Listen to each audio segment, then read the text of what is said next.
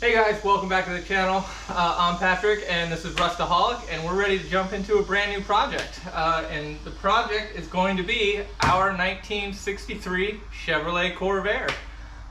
We've owned this car for a really long time, at least 10 years. And I was just looking back at some old photos of it, and it looks basically the same. But at the time, I already had a whole bunch of cars here at the house, and I was kind of on notice, hey, no more cars, can't bring anything else in. And we just had, my daughter was maybe 2 years old, I don't think she was even 2 at the time, and we just happened to be at a car show and we came up on this car, and it was for sale in the car corral.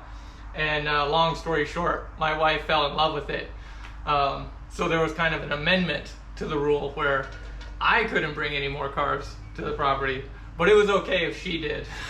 So this is the running joke, is this is kind of her car, but she does drive it a lot and she really likes driving this car. I like driving this car, and I don't know why people give these cars a lot of flack or whatever, because they're a blast to drive. And to be honest, this engine itself has given me far fewer problems in the last 10 years than all my other projects. And maybe it's just the ones that I had, you know, but this one's been our most stable, actually. And there's been some close calls and some fun stories. We'll get into that later, but this car has been neglected. The Fury has been taking up like the last 2 years. Probably at least a year and a half of that was unplanned. I was really hoping to actually start working on the Catalina. I want to get that to a certain point, actually, so I can sell it. But I can't get there. I have kind of a soft guideline.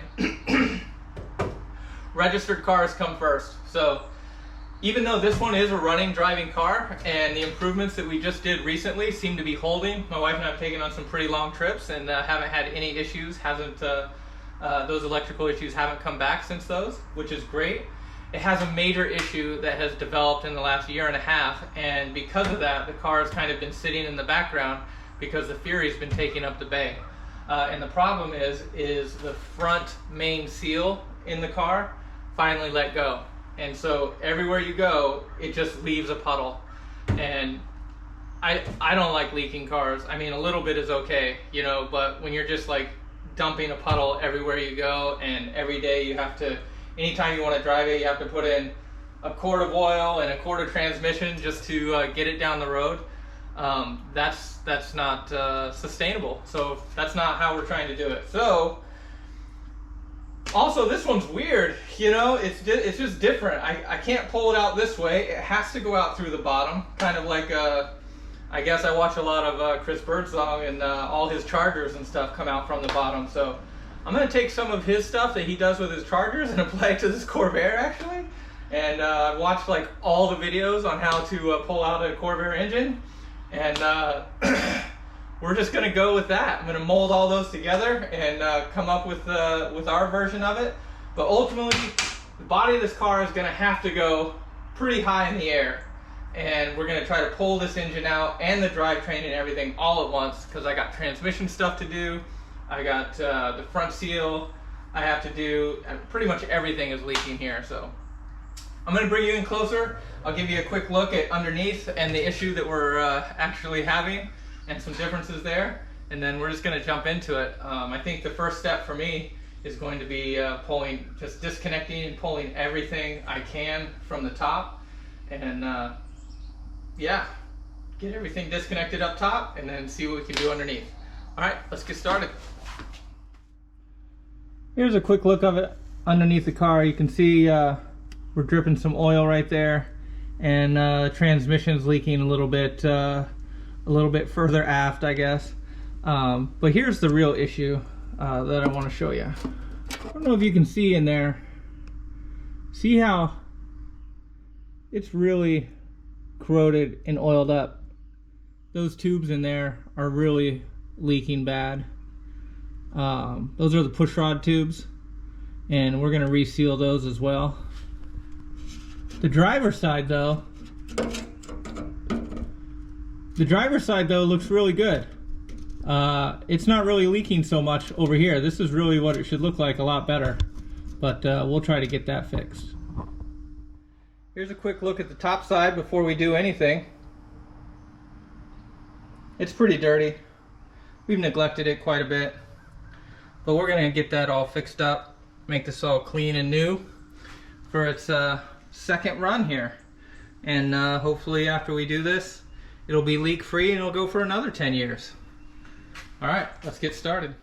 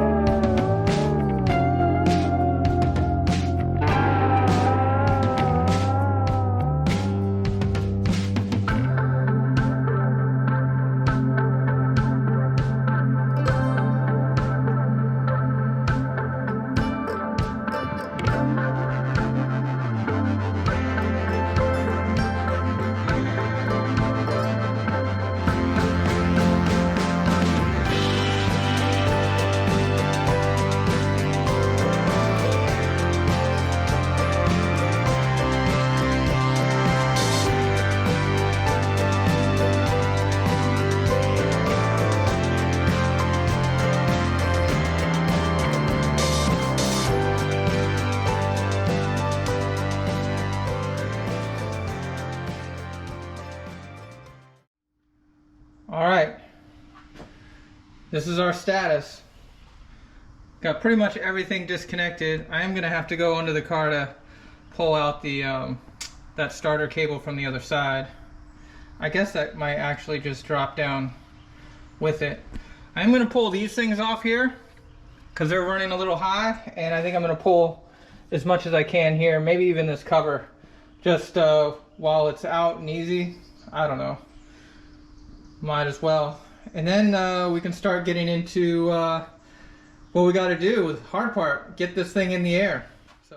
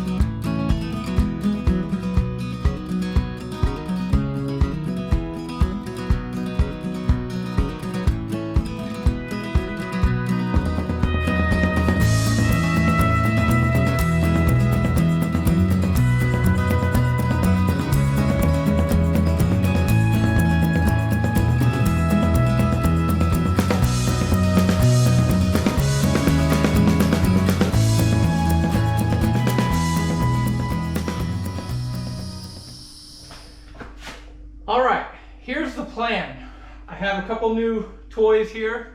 One of them, both from Harbor Freight, but one of them is a 1,000-pound table from lift table from Harbor Freight. Now, this is probably way overpowered, and I could have got it out of here without it.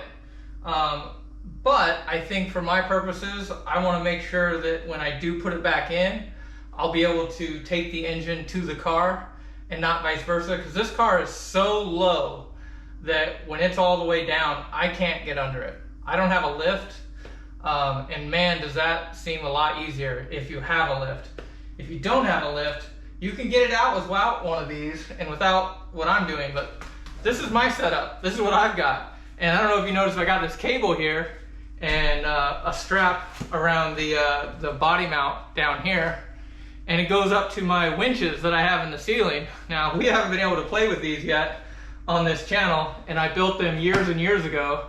My plan was to be able to lift the body off a full-size car all the way off, and to be able to get to the frame, push it to the other side, do what I need to do, and put it back.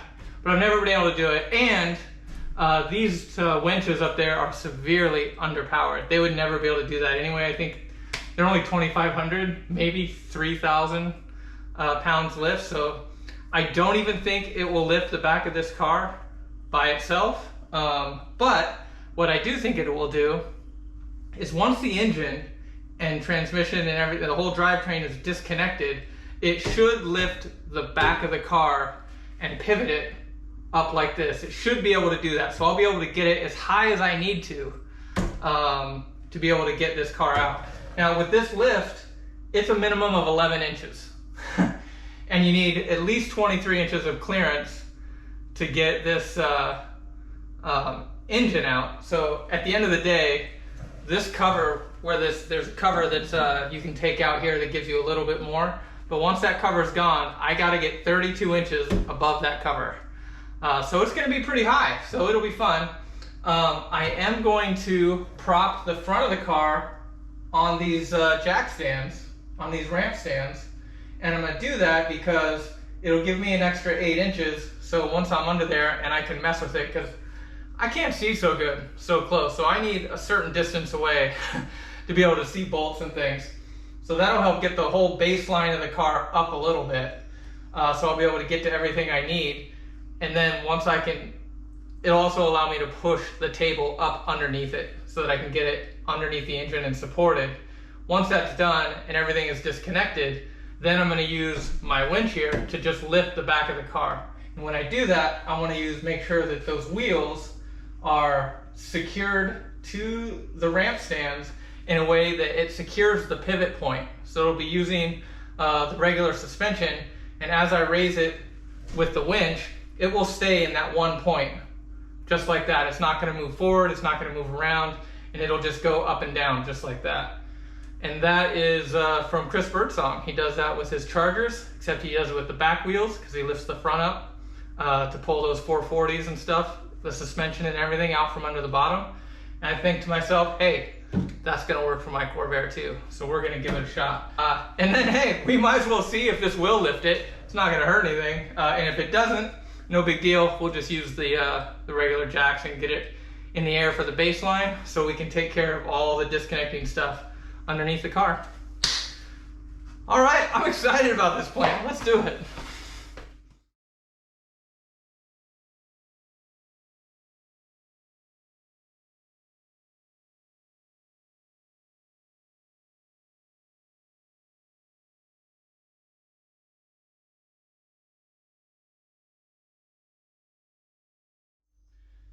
All right, just wanted to give you a little bit closer look. So I got a strap here that's locked to the metal ramps all the way around the tire to this middle ramp. And so we're basically just sitting on the suspension, and we're gonna secure it to the ramp. The ramp gave me 8 inches higher, so that should give me enough to be able to crawl into there and do the final disconnection. And now, as this car, as I lift it up, it should just pivot on this axle right here. And I should be able to lift it up high enough. So, now, all right, here we go. I'm not gonna lie, this gives me a little bit of anxiety if it works. I'd almost rather it not work, because then that might be less anxiety. But let's give this thing a try anyway. I mean, I mean, it might actually lift it. I doubt it, but maybe. Let's see.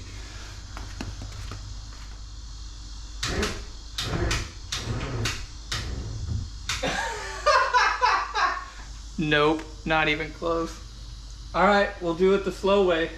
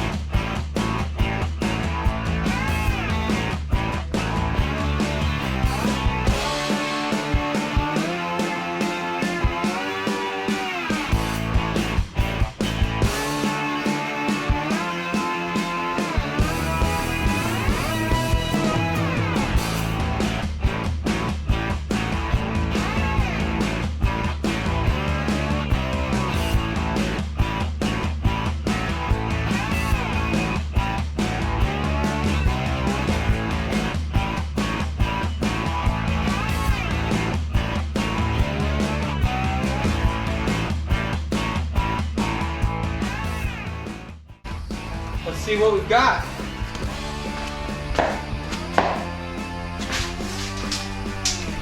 Oh yeah, that table can go under there no problem. But can I get the jack off? Will this hold?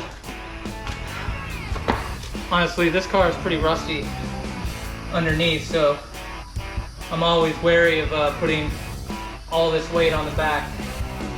Just freestanding. I've done it, but it always makes me nervous.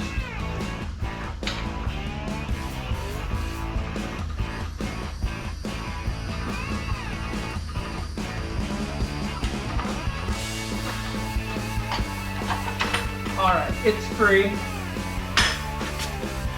It is free.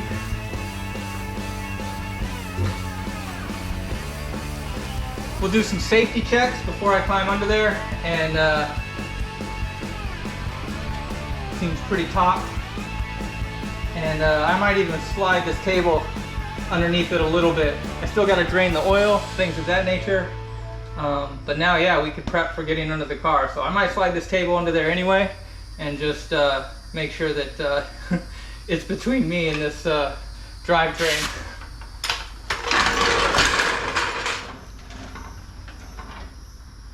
All right, just while we drain the oil and get everything else going.